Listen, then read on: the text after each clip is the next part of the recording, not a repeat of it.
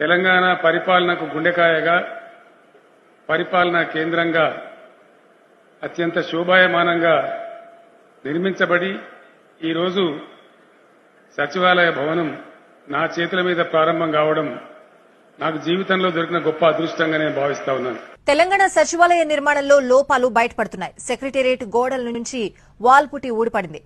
కానీ ఇంత పెద్ద సెక్రటేరియట్, సో వందల కోట్లు పెట్టి నిర్మించినటువంటి ఈ సెక్రటేరియట్ కు సంబంధించి ఈ పార్టీషన్ కూలిపోవడం, అది కింద పడడం అనేది